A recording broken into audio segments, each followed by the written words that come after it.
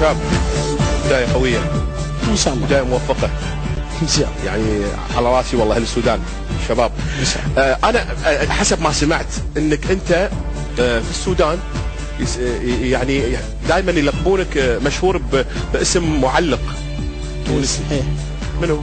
عصام الشوالي، الاستاذ الكبير، تحياتي له من هنا استاذ عصام الشوالي. زين تعرف خلده؟ والله شويه اللجنه بتسمع وهي اللي بتحكم وانت تسمع. خلاص الحين انت علامتك على هناك، هنا ما لها شغل، هني انا احط لك العلامه ان شاء الله. خلاص حتكون مباراه صغيره بين مانشستر وفريق الجزيره الرياضيه. اوكي يلا هني خليك مع الكاميرا ونقول.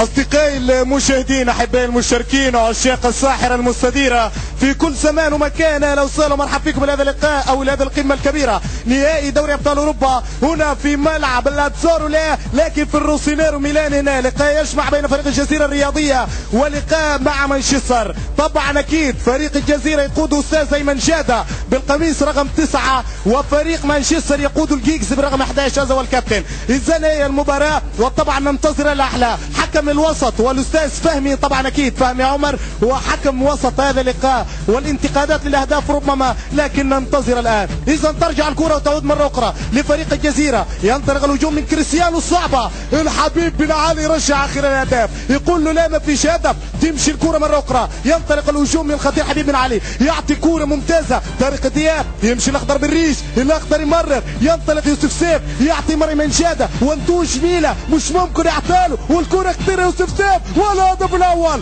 الهدف الاول للجزيره الرياضيه، هدف جميل جدا والله، هدف يقول لك ضربه معلم يا معلم، شوف اتكلم وشوف ملاعبي وتعلم، ويوسف سيف يضحك الان، وهي احلى الاهداف حتما.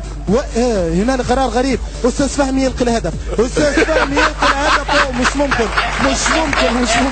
يلقى هذا الهدف ويصفق، والتحيه تبقى للكبير، بينما هي لا. والان الاعتراض من فريق الجزيره، طبعا اكيد الاعتراض، بينما تقدم ايمن جاده يقول له لا ما تلقيش الهدف، يتقدم يقول ارجع للوراء، كرت اصفر حزاري من الثاني، استاذ ايمن عنده كرت في الشوط الاول من مخالفه كانت حزاري، والكرت الاصفر مش ممكن كرت احمر، كرت احمر للاستاذ ايمن جاده كان من استاذ فهمي، والله حرام. شكرا حبيبي، شكرا حبيبي، شكرا بارك الله فيك، بارك الله فيك.